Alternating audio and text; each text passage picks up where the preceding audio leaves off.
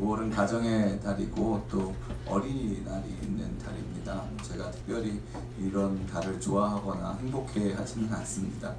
그러나 그럼에도 불구하고 우리가 가정과 또 어린이 또 우리 자신에 대해서 생각해 볼 수 있는 또 귀한 달이 이 날인 것 같아서 오늘 또 우리 하나님 말씀 속에 등장하는 어린 아이와 관련된 말씀을 잠깐 나누고자 합니다. 먼저 오늘 본문은 제자들의 질문에서부터 시작됩니다. 그것은 천국에서 어떤 사람이 가장 높은 사람인가 하는 질문이죠. 예수님은 이 질문에 답하시면서 어린아이 하나를 가운데 딱 세워두십니다. 그리고 이렇게 말씀하시죠. 진실로 너희에게 이르노니 너희가 돌이켜 이 어린아이와 같이 되지 아니하면 결단코 천국에 들어가지 못하리라 라고 말씀하십니다. 얼마나 강한 말씀입니까? 우리에게 1차적으로 주목을 끌게 만드는 부분은 천국에 결단코 들어갈 수 없다는 것입니다. 어린아이와 같이 되지 아니하면 천국에 결단코 들어갈 수가 없다. 너무나도 큰 충격을 야기한 것 아니겠습니까? 특별히 이것은 죽어서 지옥에 간다는 것일까요?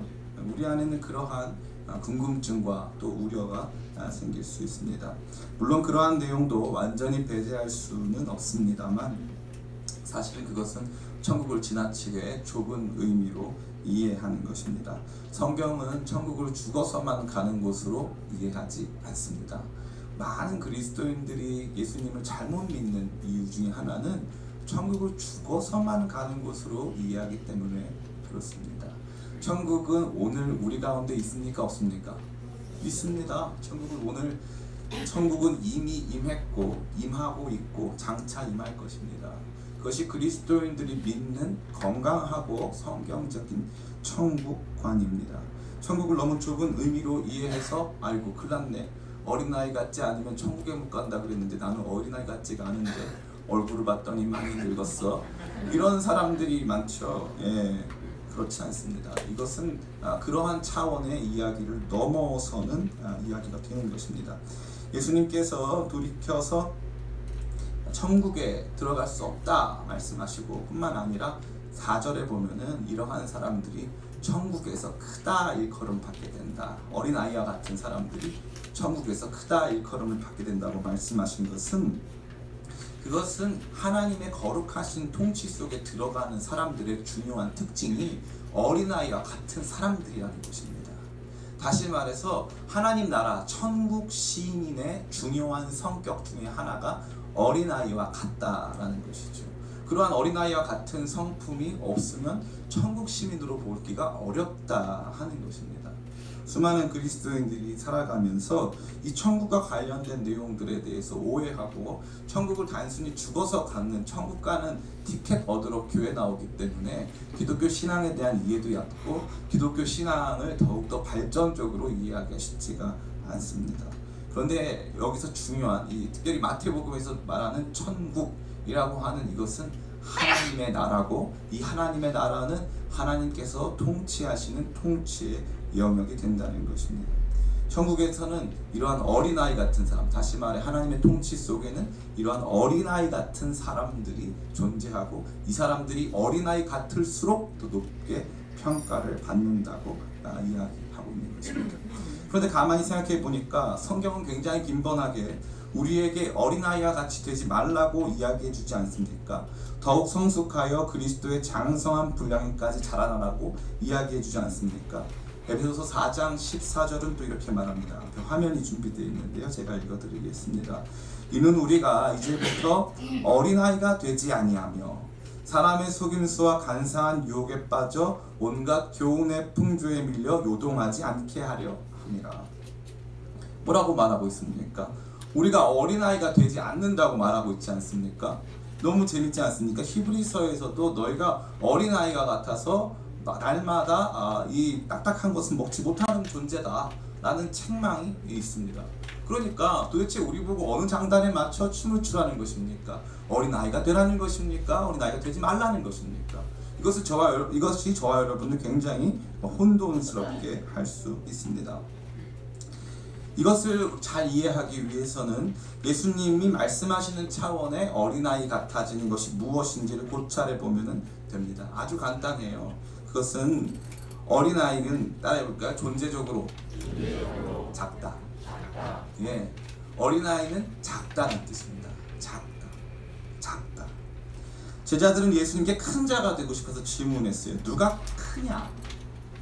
그런데 예수님께서는 전혀 큰 것과는 상관이 없는 어린 아이를 데리고 오셔서 이와 같이 된다. 이와 같이 되지 아니하면 천국에 들어갈 수가 없다. 그리고 이렇게 작은 아이가 천국에서는 큰 사람이다. 이것을 일컬어 어려운 말로 하나님 나라, 천국이 이 업사이드 다운, 뒤집어진 나라라고 말하고 있는 것이죠. 다시 말해서 세상적으로 높고 위대한 사람은 천국에서 낮은 사람이고, 우리가 볼 때 초라하고 아무것도 없다고 생각하는 사람은 천국에서 높은 사람이라는 것을 말해주고 있다는 것이죠. 제자들은 그렇게 인정받고 싶고 높은 자리에 앉고 싶었습니다. 그런데 예수님은 도리어 작은 자가 되라고 계속적으로 말씀하십니다. 이 작은 자라는 단어가 성경에 많이 등장을 하는데요. 특별히 18장에 등장하는 작은 자는 어린이를 가르칩니다. 어린이. 18장 5절과 6절 말씀입니다. 우리 같이 한번 읽어볼까요? 앞에 화면이 준비되어 있습니다. 시작. 또 누구든지 내 이름으로 이런 어린아이 하나를 영접하면 곧 나를 영접함이니, 누구든지 나를 믿는 이 작은 자 중 하나를 실족하게 하면 차라리 연자 맷돌이 그 목에 달려서 깊은 바다에 빠뜨려지는 것이 나으니라. 아멘. 아람어 히브리어에는 이 평행법이라고 하는 것이 있어요. 같은 말을 두 번을 하는데 다르게 말해요. 근데 같은 말을 두 번 다르게 하기 때문에 두 번 다르게 나온 단어가 합치면 한 단어가 돼요. 보면 이렇게 되어 있습니다. 내 이름으로 이런 어린아이 하나를 영접하면 나를 영접합니다. 누구든지 나를 믿는 이 작은 자 중 하나를 실족하게 하면, 그러니까 앞에 보면 어린아이 하나를 영접함, 작은 자를 실족하게 함. 그러니까 작은 자는 누구다? 어린아이다. 이게 공식입니다. 공식.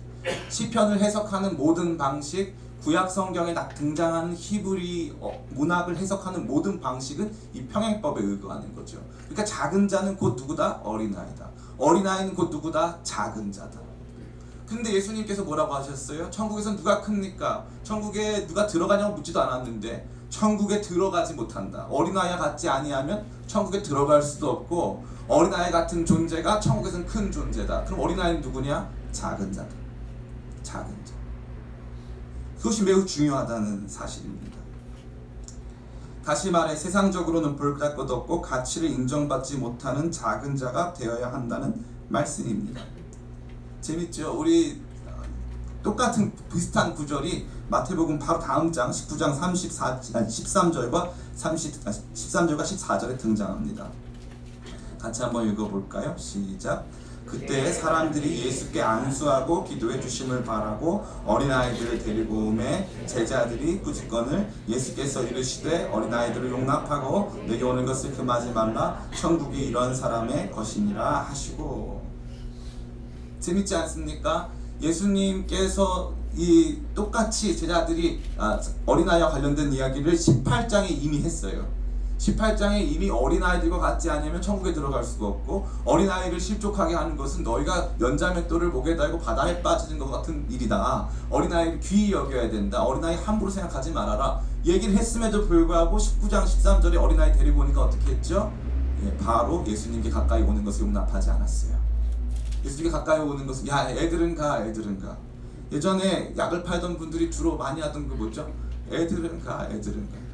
애들은 돈도 없고, 뭐 애들은 오면은 뭐 약에 관심이 있으니까 없죠. 거기서 약 팔면서 하는 퍼포먼스에 관심이 있지, 애들은 약에 관심이 없습니다. 그러니까 어른들이 아이들을 중요하게 생각했습니까? 안 중요하게 생각했습니까? 안 중요하게 생각했다는 거죠. 지금도 우리나라에서야 아이 하나 둘 낳으니까 귀한 거죠. 인도 같은 데 가면은 딸 낳아서 딸 팔아요. 딸 시집 보내면서 돈 받아요. 지금도 그런 나라가 굉장히 많이 있습니다. 너무나도 많죠. 아이들은 중요한 존재로 여겨지지 않았습니다. 과거에는 그 어머니에게는 중요했죠. 그러나 사회적으로는 아이들은 늘 천시의 대상이었고 천대의 대상이었지 아이들을 중요하게 여기지 않았다는 것입니다. 근데 예수님께서는 뭐라고 말씀하시죠? 이 어린아이가 너무 중요하다는 거예요. 이 어린아이가 천국 시민의 모형이라는 거죠. 어린아이 같은 모습이 우리 가운데 없다면 천국에 들어갈 수도 없고, 어린아이 같은 모습이 없다면 우리는 천국에서 높은 사람이 될 수도 없다, 인정받는 사람이 될 수도 없다는 것입니다. 계속적으로 예수님은 그렇게 말씀하시는 거예요. 천국이 이런 사람들의 것이니, 어린아이 같은 사람들의 것이라고 계속 말씀하시는 것이죠. 저는 이 어린아이 같이 된다는 것을 아까도 말씀드렸지만 존재적 자금이라고 부릅니다. 존재적 자금. 제가 이것을 발견한 것은 지금으로부터 10여 년 전입니다. 10여 년 전에 제가 기도를 했어요. 하나님, 제가 만약에 교회를 개척하면 사랑으로 섬기는 작은 교회라고 이름 붙이고 싶었어요. 사성작 교회.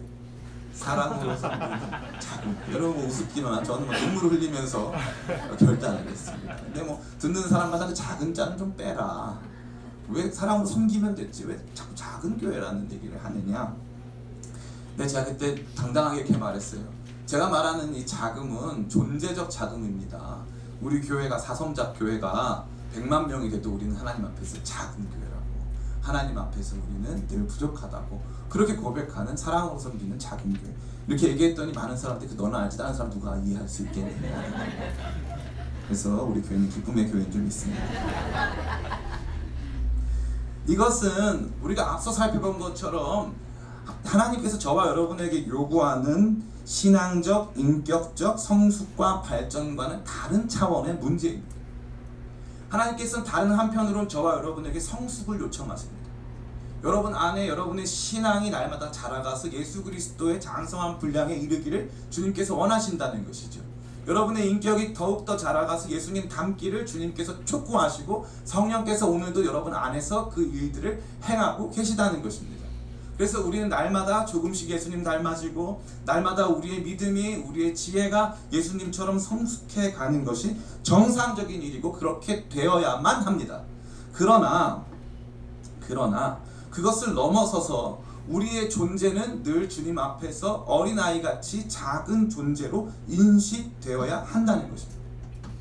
제자들은 이러한 생각을 받아들일 준비가 되어 있지 않았습니다. 그들은 길가에서 걸어가면서 누가 크냐 논쟁을 하기도 했습니다. 나는 예수님을 너보다 먼저 알았어. 당신이 세관에서 근무할 때 나는 이미 예수님과 함께 금을 버려두고 따라 나온 지가 벌써 열흘이나 됐다고. 당신보다 예수님 열흘 먼저 알았어. 보통 사람 아니지. 이러면서 자기 자랑하면서 예수님 앞에서 자기의 높음을 뽐내고 있던 것입니다. 엄마들이 또 문제인데요. 어떤 제자들의 엄마는 따로 와서 우리 아들들을 나중에 예수님 영광의 보좌 좌편과 우편에 앉혀달라고 얘기했는데, 예수님께서 너 내가 가는 보좌가 뭔 줄 아냐 이렇게 말했는데, 다 필요 없고 앉혀만 주면 좋겠다고 얘기했어요. 때를 썼어요. 내가 마시는 잔을 마실 수 있겠냐? 아, 마실 수 있습니다. 잘 마십니다 저. 이러고 있었죠. 그러고 나와가지고 이 엄마만 이런 게 아니라 이 자녀들도 똑같았어요. 자기들이 할 수 있다고. 그래서 예수님께서는요, 이들을 향해서 독특한 단어를 하나 사용하세요.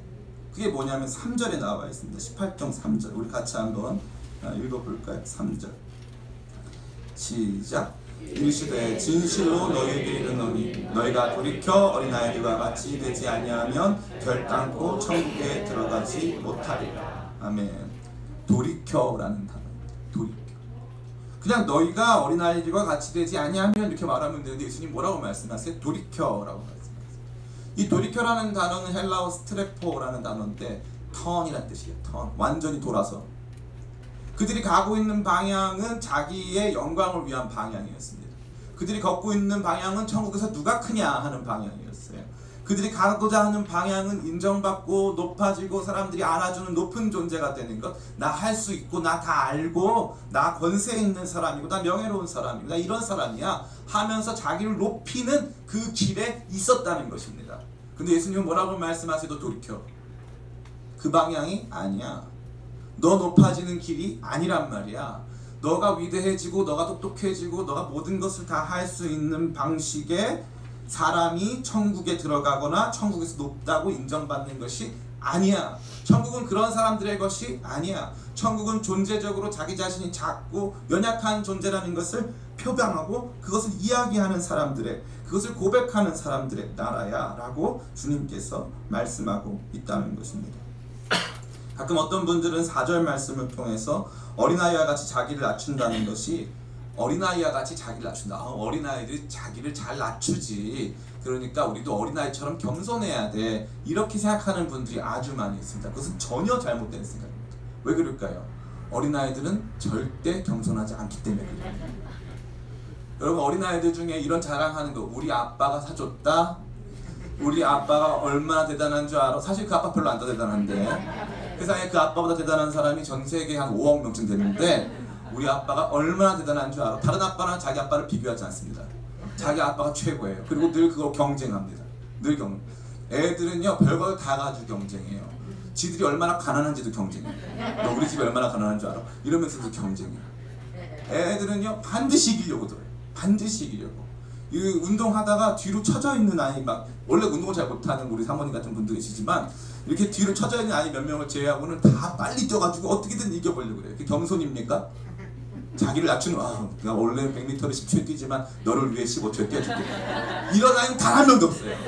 그런 아이가 있다면 우리 그 아이를 위해서 기도해줘야 돼. 기도해주고 불쌍히 여겨줘야 돼. 가끔 그런 아이들이 있어요. 마음이 상처가 많아서. 그런데 그런 아이들을 제외하고 정상적인 아이인 경우에는 겸손한 경우는 1도 없다는 거죠. 한 명도 없어요. 아이는 겸손하지 않습니다. 아이는 근본적으로 교만합니다. 교만할 거리를 찾아요. 이거 우리 아빠가 사줬다. 아이들은 시계를 선물 받잖아요. 손을 이러고 들어와요. 네, 기본이에요. 이러고 들어와요. 다 알아요. 얘가 시계를 샀구나. 얘가 새로운 장난감이 생겼구나. 그리고 뭐 비행기를 사잖아요. 꼭 이러고 들어와요. 그럼 산 거예요. 아, 샀구나. 알겠다는 거죠, 우리가. 아이들은 전혀 겸손하지 않아요. 근데 목사님들 가끔 설교하시는 분들이 계세요. 아이처럼 겸손해라. 아이처럼 자기를 낮춰. 제가 아무리 은혜를 받으려고 해도 은혜가 안 돼요. 왜냐면 제가 아무리 아이를 묵상해도 저는 단 한 번도 본 적이 없거든요. 아이들이 자기, 목사님 제가 사실 영어를 굉장히 잘하지만 목사님 주눅들까봐 사용하지 않겠습니다. 이런 아이를 본 적이 없어요. 영어 조금만 할 줄 알면 Sunday, Today Sunday 난리가 나요. 어디서 배웠다고, 유치원에서 조금 배웠다고, 어디서 얘가 나한테 까불고 있는 거죠. 포크레인 앞에 삽질하고 있는 거죠. 그런 아이가 너무 많아요. 아이들은 겸손하지 않습니다. 왜 목사님들이 이런 묵상이 없는지 모르겠어요. 이런 진지한 묵상. 아무리 봐도 아이들이 겸손하지 않거든요. 겸손하지 않은 아이들을 데리고 놓고서는 뭐 이렇게 아이처럼 겸손해라. 그렇지 않습니다. 우리 자신을 아이와 같이 여기라는 거예요. 우리 자신을 낮은 존재로, 존재적으로 작은 존재로. 박사이십니까, 여러분? 박사여도 주님 나는 모르니.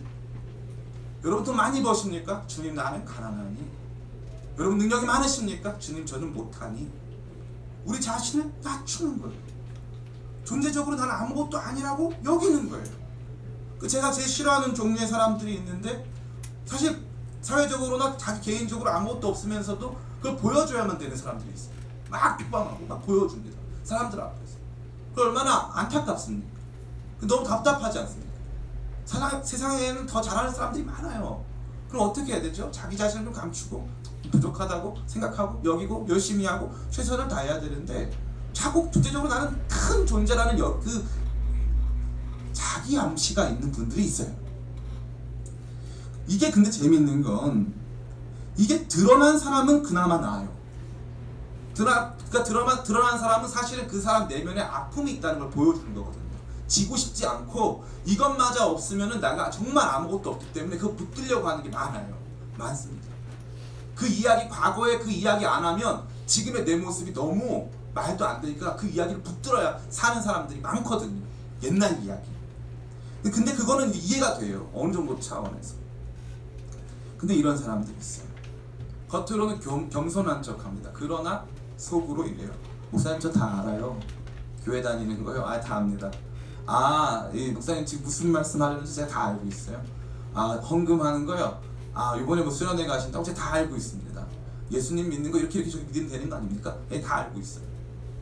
제가 만난 이 수많은, 죄송합니다, 여기 50대 이상의 어른 성도님들은 신앙에 대해 배우려 하지 않습니다. 왠지 아십니까? 어른이라고 생각해요. 나는 다 알고 다 할 수 있는데 다만 안 하고 있고 상황이 안 좋아서 못 하고 있다. 어른이라는 거죠. 이게 단순히 신앙적 영역을 넘어서서 삶의 영역으로 들어가면 더 심각해집니다. 목사님이 제가 하시는 사업 아세요? 목사님이 제 인생을 아십니까? 어떻게 안다고 함부로 그렇게 말을 입을 놀려요? 이러는 분들이 계세요. 어른이신 거죠. 어른이시군요. 제 앞에서는 얼마든지 그러셔도 괜찮습니다. 그러나 하나님 앞에서는 그러면 안 되는 것입니다. 천국은 그런 사람들이 가는 곳이 아니에요. 천국은 아무것도 모르니, 나는 갈 길 모르고 힘이 없고 약하니 아무것도 할 수 없어서 그저 아이와 같이 주님을 붙들 수밖에 없는 그런 존재입니다 하는 사람들이 갈 수 있는 것입니다. 제가 예전에 고등부 아이들을 가르치다 보면요, 두 가지 부류의 엄마가 있어요. 똑똑한 엄마와 그렇지 않은 엄마. 똑똑한 엄마들은요, 다 알아요. 그래서 아이를 어떻게 키워야 되는지 다 알아요. 근데 아이가 그렇게 큽니까? 안 큽니까? 그렇게 크면 참 감사한데 100명 중에 99명은 그 엄마가 아는 듯 잘 안 커요. 그럼 그 엄마가 와서 저한테 뭐라고 물어본 줄 아십니까? 목사님, 저는 다 아는데 왜 그렇게 안 될까요? 그러고 나서 제가 가만히 봤더니, 집사님, 권사님, 이런 문제가 좀 있으신 것 같네요. 말씀을 드리면 듣습니까? 안 듣습니까? 절대 안 듣습니다. 절대 안 듣습니다. 근데 좀 못하신 엄마들이 계세요. 목사님, 이거 어쩌죠? 그 어머니 답이 없어요. 그럼 그거 한번 시켜볼까요? 그런 엄마들이 세미나를 많이 다니면 안 돼요. 아이가 고문당합니다. 아침형 인간이 되라 세미나, 그러다가 저녁형 인간이 되라 세미나, 그러다가 자유방임형 엄마의 세미나, 이런 거 하다가 애가 막 거의 뭐 마루타가 되는 거예요. 그럼 실험 동물이 되는 거죠. 이건 잘 안 되네. 그럼 다음 거 해보면서 막 계속 마루타 되는 거예요. 이 엄마들이 너무 똑똑하고 너무 다 알고, 내가 인생에 다 살아봤고, 내가 나름 좋은 학교 나왔고, 이거 너무 많아지면 하나님이 개입할 공간이 없어요. 다시 말해 뭔 줄 아십니까? 하나님의 나라가 필요 없다는 거예요. 세상 나라를 내 나라를 만들어서 내가 힘을 미치고 내 지식으로 다 할 수 있고 내가 원하는 대로 방향만 맞춰서 나가면 된다. 내 나라를 세우고 싶지 하나님 나라는 싫다 이거예요. 하나님 나라 필요 없다 이거죠. 이런 사람들이 너무나도 많아요. 너무나도. 목사로서 살아가면서 답답한 날이 하루 이틀이 아니에요. 아니, 설교해서 뭐하나, 어차피 안 들으시는데. 그런 생각 많이 들어요. 설교해서 뭐하나, 뭐 어른 성도님들 뭐 그냥 사시던 대로 다 사실 텐데 내가 설교한다고 달라지나. 그런 자괴감이 들 때가 많아요. 등산이나 가야 되겠다 이럴 때 있어요. 근데 그때 등산을 가면 살이 빠지는데 안 가요. 참 안타깝습니다. 사랑하는 성도 여러분, 주님께서 저와 여러분에게 요구하시는 삶의 모습은 딱 한 가지예요. 이 어린아이와 같이 되는 게 천국에 얼마나 중요한 조건이면, 이 공간복음이라고 일컬어지는 마태, 마가, 누가에 다 똑같이 결단코 천국에 들어가지 못한다고 되어 있어요. 그리고 이 어린아이와 같지 아니하면 천국에서 절대 높은 자라고 인정받을 수가 없어요. 이 어린아이와 같아지는 것, 존재적 자금으로 살아가는 것이 너무나도 우리 신앙에 있어서 중요하고 기본이 된다는 거예요. 우리의 신앙의 문제를 삶의 문제랑 분리시키려고 하시는 분들이 아주 많아요. 우리의 소비나 우리의 투자나 우리의 여러 가지 시간 사용이나 우리 자녀 교육의 모든 국면에 있어서 신앙은 신앙이고 삶은 삶이다. 신앙은 신앙이고 사업은 사업이다. 신앙은 신앙이고 자녀 교육은 자녀 교육이다 하시는 분들이 너무나도 많다는 거죠. 어린아이와 같은 모습입니까? 아닙니까? 하나님, 제가 신앙 면에서는 당신께 배우겠습니다. 그러나 사업 면에서는, 자녀 교육 면에서는, 소비와 투자 면에서는 하나님께 배울 필요는 없는 것 같습니다. 제가 이미 잘하고 있고 잘 될 것 같습니다. 그런 사람에게는 하나님의 나라는 교회에만 있는 것이지 자기 삶의 영역에는 하나님 나라가 없는 것입니다. 하나님 나라를 사모하지 않으면 하나님 나라를 주시지 않습니다. 하나님 나라에 들어갈 수도 없습니다. 하나님 나라에서 큰 자라 인정받을 수도 없다는 것입니다. 그렇다면 하나님 나라 백성으로, 어린아이와 같이 자기 자신을 어린아이와 같이 여기면서 하나님 나라 백성으로 살아가면 어떤 유익이 있을까요? 첫 번째로 그것은 그분의 큰 능력과 뜻을 가장 많이 보여주십니다. 마태복음 11장 25절 말씀입니다. 같이 한번 읽어볼까요? 시작. 그때 예수께서 대답하여 이르시되 천지의 주제이신 아버지여 이것을 지혜롭고 슬기 있는 자들에게는 숨기시고 아멘. 지혜롭고 슬기 있는 자들에게는 숨기시고 누구에게 나타나셨다고요? 어린아이들에게. 어린아이들에게. 이 어린아이들이라고 하는 것은 글자 그대로의 어린아이들이 아니에요. 이건 다 예수님의 제자들이에요. 예수님의 제자들을 파송해가지고 예수님께서 가서 귀신도 내어쫓고 병든 자도 고치고 복음 전하라고 파송하셨거든요. 가보니까 막 사탄이 떠나가고요, 병자들이 낫고 막 복음을 막 사람들이 영접하는 거예요. 그러니까 예수님께서 감사하시면서 기도하시는 거예요. 그 기도의 내용이 뭐냐면 하나님이 영광스러운 일들을 이 어린아이 같이 순수한 마음으로 자기 자신을 낮춰서 하나님의 영광된 모습을 드러내면서 살아가는 이 사람들에게는 이 모습을 보여주시고, 지혜롭고 슬기 있다고 생각하는 사람들은 그 모습을 못 보게 하시니까 감사합니다. 어린아이 같은 사람들에게 이러한 모습이 나타나는 거예요. 어린아이 같은 사람들에게 신앙의 기적, 신앙의 놀라운 능력, 하나님의 뜻이 보이는 것이죠. 내 지식이나 내 전제를 가지고 성경을 읽으면 성경이 깨달아지질 않아요. 100번 읽어도 안 깨달아집니다. 아, 성경 말씀 뭐 이런 거지. 내 지식이나 내 지혜를 가지고 하나님의 말씀을 내 삶에 적용하려고 하면 안 됩니다. 되어지질 않아요. 내 지식이나 내 방법, 내 능력을 가지고 기도를 하잖아요. 이루어지는 게 없어요. 아무것도 이루어지는 게 없어요. 왠지 아십니까? 너 혼자 잘하네. 다 해라. 너 해. 그냥 네가 원하는 대로 해. 잘하고 있잖아. 하나님의 제일 무서운 형벌이 뭔 줄 알아요? 내버려 두십니다. 내버려 두심. 이 내버려 두시면 처음에 잘 되는 것 같아요. 하나님 없이도 잘 되는 것 같아요. 근데 하나님이 손을 한번 딱 대시면 진짜 나 아무것도 아니고, 아무것도 아니고. 요즘에 저희 사모님하고 저랑, 저희 아내랑 저랑 거리를 걸으면서 그런 농담, 그런 얘기를 많이 해요. 저 가게는 왜 잘 될까? 저기 월세가 비쌀 텐데 저기서 하면 될까 안 될까? 그러다가 3초간 고민한 다음에 우리는 그런 얘기 하지 말자. 우리는 다른 사람들의 삶에 고민하지 말자. 우리나 잘하자. 이러면서 늘 돌이켜요. 늘 돌이켜요. 저희가 해봐서 많이 이렇게 덮어봐서 아는 거예요. 이유가 없더라고요. 이유가 없어요. 한 가정이나 한 사업이나 한 사람이 망가지고 깨어지고 안 되는 건 이유가 없어요. 나 혼자 아무리 똑똑하고 아무리 잘나고 다 알아도 안 된다는 거예요. 하나님의 영광스러운 능력, 그분의 지혜 앞에서는 우리는 철저히 무기력한 존재로 드러난다는 것이죠. 그러나 하나님 앞에서 존재적 자금으로 살아가는 사람들, 하나님의 능력을 의지하기를 원하고 그분의 말씀을 쫓아서 한 걸음 한 걸음 걸어가는 그 사람들에게는 하나님의 능력이 보여진다는 거예요. 천지의 주제여 감사합니다. 이것을 지혜롭고 슬기로운 사람들에게 아니라 어린아이와 같은 이 사람들에게 보여주시니 감사합니다 하는 것과 같은 거룩한 고백이 나타난다는 것이죠. 뿐만 아니라 이 마태복음 18장 10절에는 어린아이 같은 사람들을 주님께서 어떻게 하시는지를 보여주시는데 따라해 볼까요? 보호하심. 저는 이 구절이 참 좋아요. 보호하심. 18장 10절입니다. 같이 한번 읽어보겠습니다. 시작. 삼가 이 작은 자 중에 하나도 업신여기지 말라. 너희에게 말하노니 그들의 천사들이 하늘에서 하늘에 계신 내 아버지의 얼굴을 항상 배옵느니라.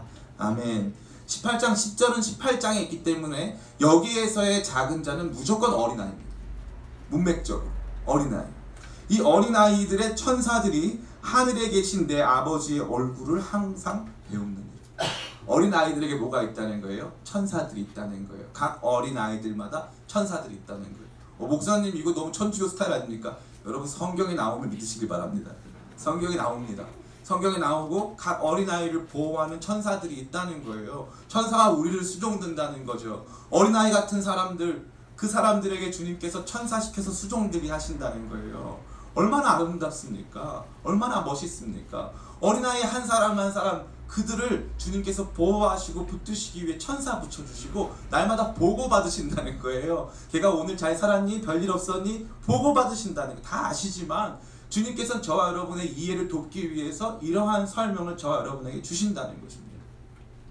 내 힘으로 살아가고 내 지혜로 살아가고 내 능력으로 살아가는 사람들은 절대 경험할 수 없는 하나님의 영광스러운 통치, 하나님의 능력, 하나님의 지혜, 하나님의 돌보심과 안아주심을 어린아이와 같은 사람들은 천국에서 높다 일컬음 받아주며 천국의 하나님 통치 속에 살아가며 경험하게 된다는 것입니다. 사람의 마음속에는 아무리 나이를 많이 먹어도요, 각 사람의 마음속에는 어린이가 한 명씩 있어요. 어린이. 영화 국제시장이라는 영화가 있습니다. 제가 그 영화를 보는 동안 사실 많이 마음에 큰 감동이 됐어요. 국제시장 어떤 내용의 영화냐면, 한 사람이 6.25 동란 중에 동생을 잃어버리고 부산에 피난 가가지고 거기서 살아가는 이야기를 다루고 있습니다. 많은 우리 근현대사의 어려운 고비들을 겪은 우리 시대의 장년들을 위로하는 영화를 할 수 있죠. 거기 보면은 그 흥남부두에서 149세 구태 때 내려오다가 동생 막순이를 그 배에 태우지를 못해요. 아버지가 야 너 막순이 잘 지켜야 돼 하고 했는데 막순이를 잃어버린 거예요. 그 흥남부두에서 평생 그 막순이 때문에 가슴앓아 살다가 이상가족 상봉 KBS에서 할 때 막순이를 찾은 거예요. 막순이가 미국으로 입양 가가지고 거기서 살고 있던 거예요. 그러니까 시간이 많이 지난 다음에 이 영화가 끝날 때 이 주인공인 윤덕수, 이분이 혼자서 방에 들어가서, 밖에는 친척들이 와서 막 놀고 있는데 혼자 방에 들어가서 막 울면서 그래요. 아버지, 막순이 찾았어요. 아버지, 저 잘했죠. 저 너무 힘들었어요. 그 고백을 하는데 제가 너무 마음이 아픈 거예요. 왜냐하면 몸은 다 어른이고 자기가 책임져야 될 사람도 너무 많고 자기가 해내야 될 일들도 너무 많았어요. 너무 힘들게 버티면서 하루하루 독일에 광부로 파견 가고 베트남 전쟁 참전하면서 모든 고통 해가면서 막순이 찾고 자녀들 잘 살리고 어떻게 해서든지 우리 가정 내가 잘 이끌어 보겠다고 최선을 다해 살았는데 위로받고 싶은 거예요. 누구한테? 흥남부두에서 나중에 돌아가신 아버지, 그 아버지한테 위로받고 싶어. 아빠, 저 너무 힘들었어요. 아빠, 저 너무 힘들었어요. 우리 모두 안에는 이러한 어린이들이 자리 잡고 있어요. 이 어린아이들은 과거, 우리가 알고 있는 이 내면의 어린아이들은 과거 어느 지점에 서 있습니다. 그게 상처가 됐건 기쁨의 시간이 됐건. 그런데 이게 잘못 표출되는 사람들은요, 이 어린아이의 모습이 삶에서는 굉장히 어른스러운 척하고 삶에서는 굉장히 책임감 있는 것처럼 보이지만, 이 술을 마신다던가 뭔가 잘못된 방향이 하나 딱 들어오면요, 그 사람 안에 그 채우지 못했던 혹은 위로받지 못했던 삶의 내용들이 폭발합니다. 폭발해. 그래가지고 전혀 이해할 수 없는 행동을 하거나 전혀 이해할 수 없는 취향을 갖거나 전혀 이해할 수 없는 모습으로 그것이 발현된다는 것이지. 그것이 뭡니까? 억압적으로 우리 안에 있는 이 어린아이를 눌러서 그런 거예요. 억압적으로. 우리 안에 있는 어린아이를 그렇다고 언제나 돌봐줄 수는 없습니다. 그럼 어디게 가장 아름답겠습니까? 우리 안에, 모든 사람들 안에 있는 어린아이와 같은 나약하고 두렵고 슬프고 아픈 이런 모든 것들을 주님 아래 올려드려야 되는 거예요. 주님 앞에서, 주님 저는 갈 길 몰라요. 주님 저는 잘 못해요. 주님 저 이거밖에 안 돼요. 주님 저 무서워요. 주님 저 두려워요. 어린아이같이 모르네. 아니, 저는 아까 그 찬양 보면서요, 이거 조금 똑똑한 어른들이 보면 얼마나 답답할까. 375장 얼마나 답답하겠습니까? 저는 충격받았어요. 이 찬양 가사 보면서. 얼마나, 이 사람 몇 살인데 이거 좀 몰라, 이런 생각이 많이 들었어요. 가사를 제가 읽어드리겠습니다. 나는 갈 길 모르니 주여 인도하소서. 어디 가야 좋을지 나를 인도하소서. 어디 가야 좋을지를 왜 몰라. 아무것도 모르니 나를 가르치소서. 어찌해야 좋을지 나를 가르쳐주소서. 아이같이 어리니 나를 도와주소서. 힘도 없고 약하니 나를 도와주소서. 마음심이 슬프니 나를 위로하소서. 의지 없이 다니니 나를 위로하소서. 아까 또 찬양 불렀던 거 563장은 뭐라고 합니까? 내가 연약할수록 더욱 귀히 여기사 높은 보좌 위에서 낮은 나를 보시니.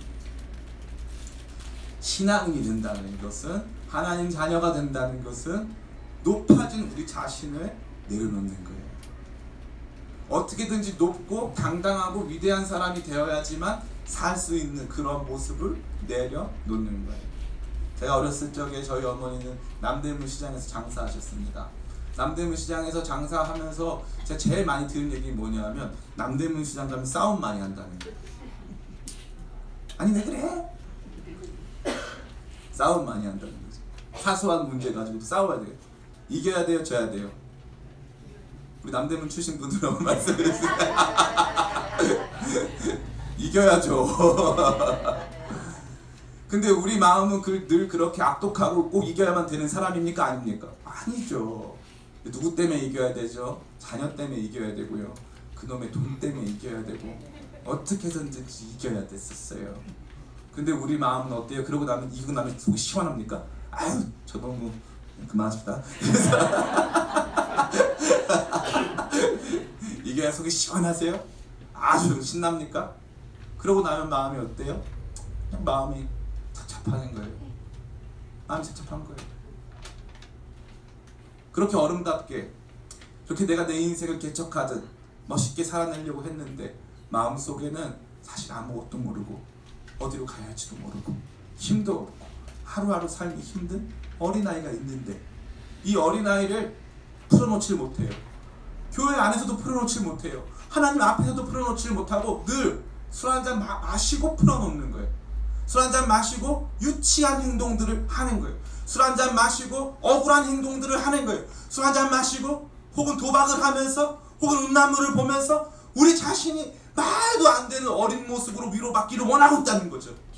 그 모습을 어디다 내놔야 돼요? 예수님 앞에, 우리 하나님 아버지 앞에. 그래서 마태복음에서는 혁명적으로 하나님을 아버지라고 가르치시는 거예요. 아버지라고. 그 아버지 앞에서 우리 윤덕수 씨처럼, 우리 그 국제시장의 윤덕수처럼 저 너무 힘들었어요. 너무 힘들었어요. 막순이 찾았어요. 아버지 막순이 찾았어요. 이러한 모습이 저와 여러분 안에 하나님 아버지 앞에 있어야 되는 거예요. 근데 제가 보니까 이 은혜가 없으신 분들, 또 그런 분들 안에는 이게 없어요. 하나님 아버지 앞에, 하나님 아버지 너무 힘들었어요. 저 너무 고달파. 이 어린이 같은 마음, 아빠 나 너무 힘들어, 다리 아파, 이 마음이 없다는 거예요.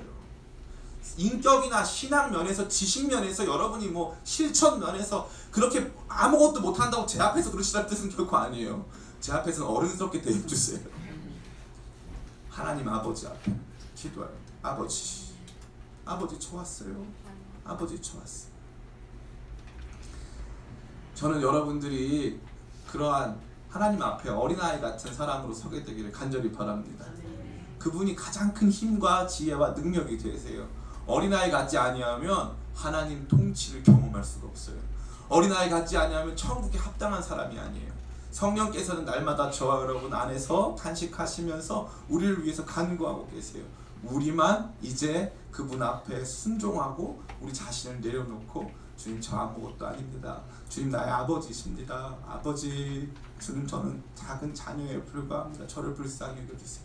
나이가 많을수록, 지식이 많을수록, 권세가 많을수록, 돈이 많을수록, 명예가 많을수록 우리 자신을 더 낮게 내려놓고 그분 앞에 엎드릴 때 하늘의 천사들이 우리를 보호해주고요, 하나님의 놀라운 역사와 능력이 우리의 삶에 충만해지는 줄 믿습니다.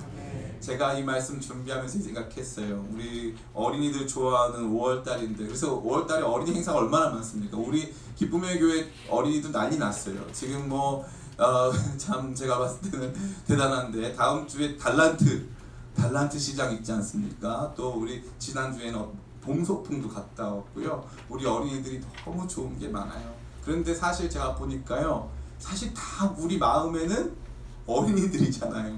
몸만 컸지 우리는 다 어린이들인데, 어른이들이죠. 어른이들.